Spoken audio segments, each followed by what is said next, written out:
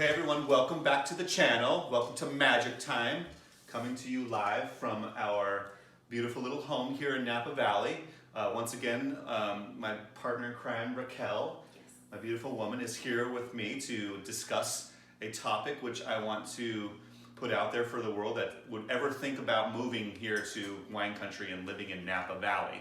What are the pros and cons of living in this beautiful wine country? It's going to be interesting. Yes, we both probably have different opinions on it. Both of us lived in large, more metropolitan cities in the past. I lived in Phoenix, Arizona, in the greater Phoenix metro area for over 30 years, and Raquel lived in Las Vegas for a very, very long time, I think 15 years. Yeah, we've both lived out of the country. We've lived in foreign countries. We've lived, I grew up on a ranch and a farm in the middle of nowhere. We both lived in big cities, so I mean, we have, I think, quite a bit of history to kind of talk to as far as like our past and like what we've been able to experience so far. So we have probably a different perspective on Napa, way different from locals for sure, and probably different than you would think coming from somewhere like LA, New York, Dallas. It'll be interesting. So I've lived here in Napa now for just over 4 years, and so I think I have a relatively good perspective of this valley, and Raquel has lived in and around wine country for several years as well, and most recently here in Napa Valley for like the last six months. It's been 6 months already. Yeah. And so we'll kind of just bounce some ideas off you. So Raquel, what in your opinion is the number one best thing about living in wine country, in Napa Valley? It's beautiful. It really is. No matter what time of year it is, it's beautiful. When it's not on fire. It's gorgeous. The hills are beautiful, the colors of the trees and the colors of the vineyards, and just having all of that so close by when it's such a world destination. People from all over the place come here to see this. Like, you really do get to appreciate the ins and outs of it every single day. See, I never get tired of looking at the views here. Yeah, Napa is maybe aesthetically one of the most pretty places I've ever personally lived in. I lived, prior to moving here to Napa Valley, I lived in Sedona, Arizona, which by all means is maybe the most picturesque place in maybe the whole entire world. I mean, it's incredible. But when I moved here to Napa Valley, the nature part of this valley and driving up the Highway 29 or driving up and down the Silverado Trail, just feasting your eyes on the incredible amount of gorgeous vineyards and amazing trees, and in the springtime all the incredible flowers and California poppies, and there's diversity here with the weather. Even though it's West Coast, typically on the West Coast we don't think of seasons, but Napa really does have a really beautiful display of seasons here. Well, that's another thing I'm glad you touched on, because the weather is number two perhaps. I mean, the visual aspect of this is certainly amazing living here, like the beauty, but the weather is world class. I've never lived in a place that had such a streamlined, beautiful weather almost year round. Now, there's a couple months here in Napa Valley where we do get pretty wet, and there's a couple months of pretty intense rains where it'll rain almost every other day for about a 3-month block. But during the summertime, during the fall, during the spring, it's very kind of even-keeled weather. It's mild here. It's warm. Your locals will be like, oh, it's so hot. And I'm like, and no, it's not hot. Well, what's so cool about Napa is that it does get very warm in the summer. For sure. But the cool thing about it is there's a giant diurnal shift in temperature, meaning that, you know, during the summer it might get up to 100 degrees in the afternoon, but it's come cool 5 or in 6 the morning, o'clock. It's cool in the evening. Everything cools back down at night. Right. Like you never wake up like Vegas. You wake up at 2 o'clock in the morning and it's still 110 degrees outside, and the asphalt, you don't want to walk on it barefoot. It is not like that here. The weather is, I always say, like the only place that really competes in the United States with the weather of Napa Valley is San Diego. Mm-hmm. Yeah, so we just have incredible climate here. And there's a slight warming trend during the summers, but you know, those things are cyclical in the world of weather, and you know, Napa is so pretty. And it's the reason why the weather is so amazing is that we're very close to the San Pablo Bay, and we're very close to the ocean. Yeah. We get the whole inversion, the fog layer in the morning. Yeah. It's a very kind of even-keeled climate because we're close to the ocean. So that's weather, I would say, is another. The views and the weather.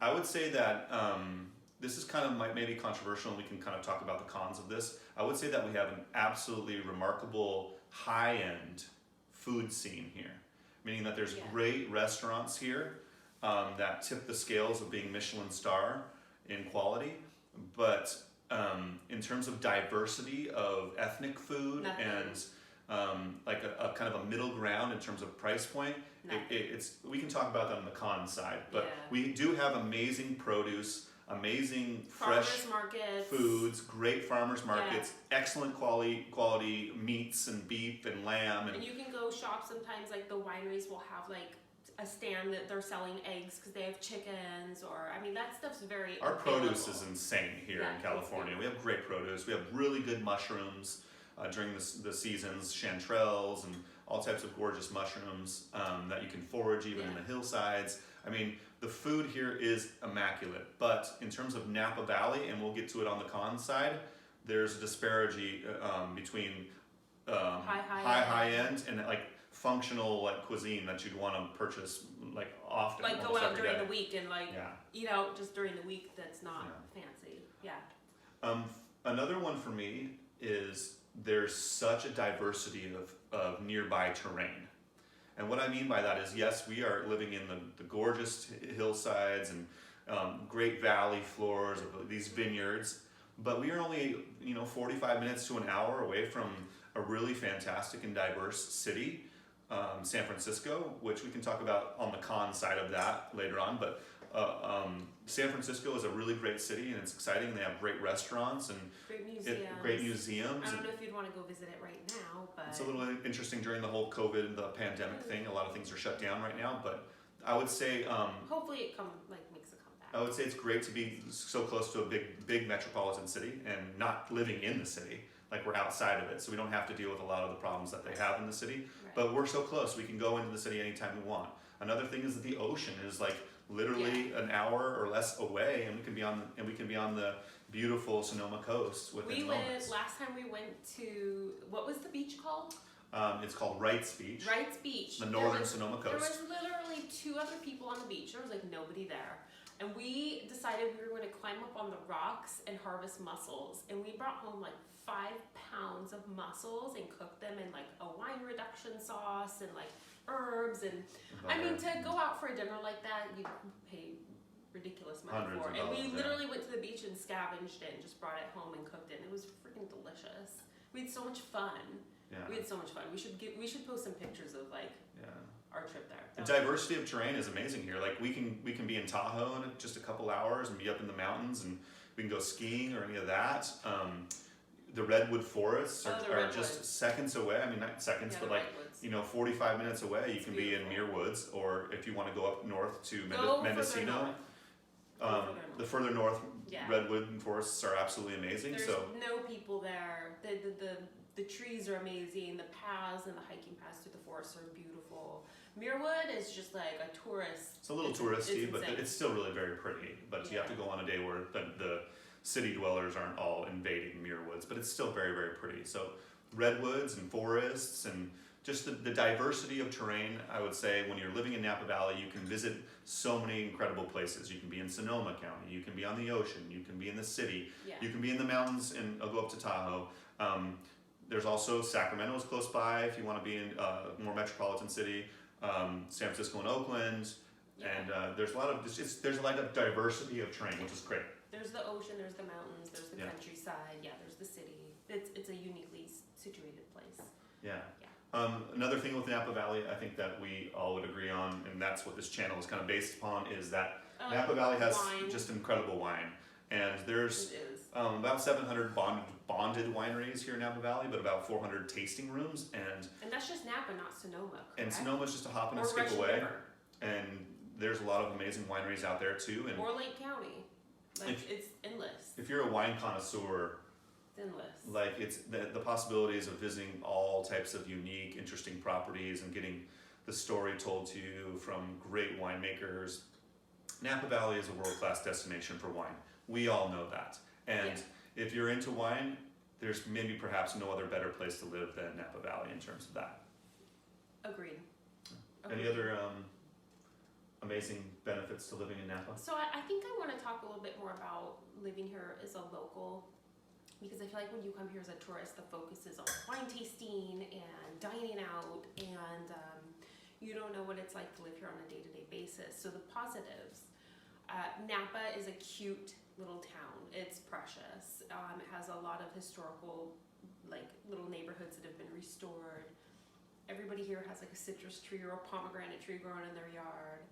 The downtown area has like a great library. They really do. They share, like, the libraries are shared amongst like 4 other libraries in Napa, up and down the valley. So the library is actually excellent. They have some art stores here, and shout out to my favorite art store, the Napa Valley Art Store. It's amazing. It's right off Trunca's near the Trader Joe's and Whole Foods. The people that work in there are so fun. Every time I go in there, I buy way more than I end up planning on. And so the art store is great. There's some music stores here that give excellent service for like servicing your instrument. Like there's hobby stores. There's the most incredible like, boutique grocers here too. Yeah, there's just like some really cool local stuff that like you Browns really, Valley Market has the oh most my God, incredible Browns little Valley market. is the best butcher. The Yeah. best butcher. Sunshine Market up here. in St. Helena is just this really amazing boutique grocer as well that has all this artisan product and Yes. a great butcher up there too. And Local grown stuff. Like there's stuff like that that you just gets blown over when you're only here for, you know, a couple of days. So there's that. Speaking to that, like if you wanted to move here, look at those things. yeah, pre-COVID as well, like downtown Napa offered a lot of open air concerts and different events happening downtown. And of course, just to hop in a skip way over at the Sonoma Square, they have all types of events that they have on the square and the farmers market. By the way, if you're in downtown Napa, you're only about 15 to 20 minutes away from downtown Sonoma. You have to go downtown. And Sonoma. downtown Sonoma Square is one of the It's cutest, great. most beautiful spots as well. It's beautiful. So living here as a local, I'd say there's a lot of benefit to it. But let's switch over real quick, and I think we've kind of covered what's great about living here, and switch over with that to the cons of living here, which I think kind of you have amazing pros and cons when it comes to living in a small town, but there's also kind of a con side to living in such a small community as well, which is that there's not a ton of diversity here in Napa Valley, and people here are very transient because it's a tourist town, and community seems like it would be a great community and like a tight community. It's kind of slightly lacking because people are here for sometimes a short period of time to work seasonal type things, and they're in and out, or they're coming here on a whim to work the wine business and then they're out, or they're coming here to take a position at a hospital and then they're out. It's kind of a very transient tourist community in many ways. I feel like there's 3 groups of people in the Napa Sonoma area, and that is your locals who've been born and raised here, and they own a home here, and their families lived here for 40 years, and they know everybody that's local. They know the owners of the restaurants. They know all the little gossipy stuff that goes on. And it is gossipy and small townish that way. It is so small townish. And some of the people that have lived here for a very long time will shit on you because you're not from here. They're always they're annoyed by the busyness of the tourism. So that's one group. And then there's another group that's kind of like the seasonal, like you said, it could be the vine workers, a lot of the Latinos that come in, or the people actually working the wineries in high season. They're coming in for a couple of months to work high season and make their money and get back out. And then there's kind of our transplants, that's the third group, like you and I, where we've lived other places, we're living here Which now. are super nice people usually. Yeah, we're living here. We're not here for just a few months, but you don't feel like you're part of a community because you haven't been here 40 years, but you're not here for a few months either. You're kind of in this weird twilight zone where you kind of just do your own thing, and you find other people that are kind of like us that are just doing their own thing, and that's who you kind of socialize with. So kind of the first con I would say is kind of a lack of community in terms of a stable community and a diverse community too. I mean, there are a lot of Hispanics that live here and that pretty much create all the wine in Napa Valley, and I love to celebrate that a little bit more. I wish there was a little bit more dedication to celebrating Hispanic culture here. You should do a video where you I would love to do that. And those are some of the coolest people that I've met here in Napa Valley, the vineyard workers and the people that work in the wine cellars. hard workers too. Amazing people. Yeah. That leads me to kind of another point and topic of a con, is that Napa Valley is very much segregated into class divisions.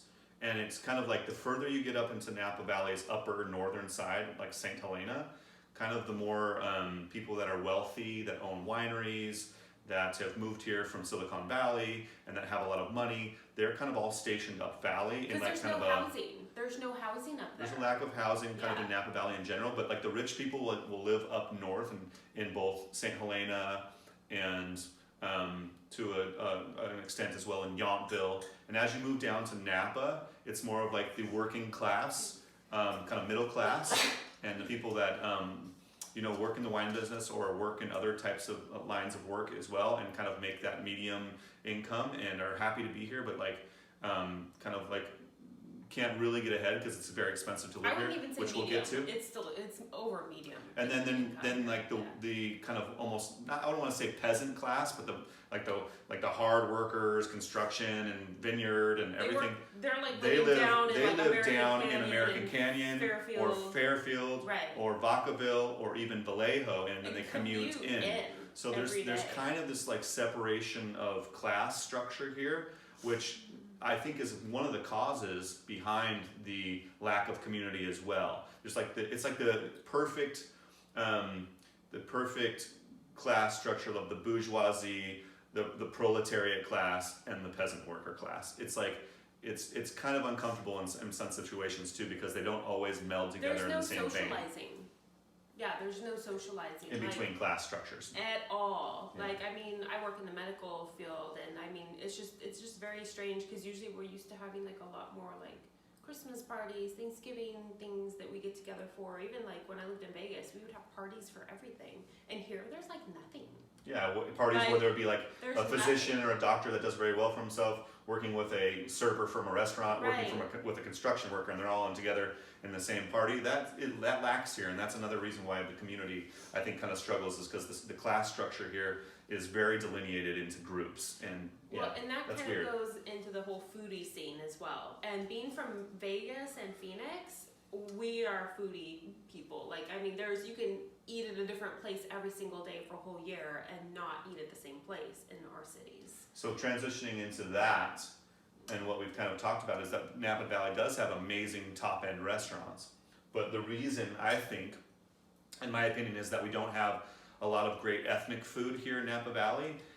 Is because the real estate prices, commercial real estate here in Napa, is extraordinarily expensive, and it's very hard to meet your monthly bill as a restaurant owner here when you're selling an amazing burrito, or you're selling or a pad thai or a pho or Chinese food. Like the cost of real estate here restricts wouldn't make any money. Business owners from coming here and opening. There's some great food trucks, but there's no like, I won't say there's none, but there's very few options as far as like, if in Vegas you could go down to like Chinatown and you could eat pho and Thai food and Chinese food and Korean food and like to your heart's content, and here there's none of that. So there just isn't. So we're lacking kind of the middle section of cuisine here. We have the high end dialed in. If you want to go spend $200 a night or $200 for a dinner, at least without even putting the wine on the ticket, that's at least. Then you can do that to your heart's content. But that like kind of middle cuisine there doesn't really exist. And then of course we have some 2 people and have a great dinner for like $65-$70 for 2 people, and no problem. Doesn't really happen here. Yeah. So that would be another one of our cons, is that the food diversity is a little bit difficult here in Napa Valley. Any other cons that you can think of off the top of your head? Let me think. Overall cost of living here is high. Overall cost of living is very high here. And one of the things I miss most about living in the Phoenix metro area, or Raquel living in Vegas, is that it's cheap. It's cheap there, and you can get a lot for your dollar. And between me and Raquel, we do fine here. Very well with our 2 incomes. Raquel works as a surgical nurse, and she does really well for herself. And you know, I work at a beautiful winery, and I do fairly well for myself. In our combined income, you know, we make it, but we wouldn't make it if we were wanting to like purchase a beautiful home here. I would not. Yeah, I wouldn't buy. Your average I wouldn't. 3-bedroom, 2-bath, like middle income type home around here, which you would find in most, you know, rural areas like Phoenix or Vegas, which would cost you about $200,000 to $300,000. One of those houses here is about $600,000 to $700,000, and it needs to be and it totally usually needs to be revamped. it needs Like to you're be looking rebuilt. at spending almost you're looking at spending $1 million for your average family-sized home. And most of the stuff I've seen for sale here that's under $500,000 needs to be gutted. Yeah. So as far as real estate goes here, yeah, money back. It's very expensive. And to buy property, you may find some amazing properties here for sale for actually great prices, but the amount it costs to get permitted and the amount of money you have to fork out to get your permits to build the home, yeah. it's not worth it. Yeah, it's very interesting dynamic, and also like moving on to maybe another con would be that there's good income here, but the taxes tax you to death. Don't get me I mean, started. California Don't get me taxes started. obviously are very, you know, they'll take a huge chunk out of your paycheck. Oh yeah, California, you definitely pay to live here. Yeah, which, you know, we kind of understand that we're living in one of the most premium, like beautiful places in the world, and we expect to pay for it, but the amount the government takes away from you for like frivolous things like a road tax Your gas or tax. a gas tax. All your tolls you have to pay for to drive through the And Bay then- Area. And then you wonder why you're driving through the Bay Area and you're running over potholes and you have to replace your tires every 6 months. Exactly. When they actually have a huge gas tax and a road tax. You think the roads here would be like, I don't want to see a crack in any asphalt anywhere. So without getting like too political, it's very much on the left kind of big government, big taxes type thing. So if you're not into that and you love living in a more conservative area where the taxes are lower and there's less government in your life, I would forget about living here in Napa Valley, unfortunately. Unless you just come here temporarily to experience it. Yeah. Speaking of roads, the worst thing about Napa are the timing on the traffic street lights lights, here. the traffic What lights. Can somebody please address this in our city council? It is the worst. Literally, I don't care if you get up at 5 o'clock in the morning or you're driving around at 8 o'clock at night. You can be going at the speed that you should be going and you'll hit every red light. I don't even care. You can think you're going faster and then you speed up and you still hit the red light. You can go slower and still hit the red light. Like, I don't understand what is going on with the traffic lighting system I here. have no idea. Well, that's kind of the wrap on the pros and cons of living here in Napa. If any of you have any further questions about how it's like to live here and you want a little bit more in-depth knowledge, I would be more than happy to reach out to you personally and answer any of your questions. So please leave your comments in the description below. And thank you. If you love the video and you like our content, please subscribe to the channel. And much more to come. If you ever plan on moving here, you better ask him all the questions you can Overall, ask him. I would say it's a really great quality of life It's here in beautiful. Napa Valley, and maybe the pros outweigh the cons. But it's important to understand what you're getting yourself into Exactly. when you move here. It's not all roses and vineyards. There is some things that, you know, can kind of drive you a little bit nuts here and there. But for overall, I think Napa Valley is It's gorgeous. a fantastic place to live. Yeah. With that, cheers.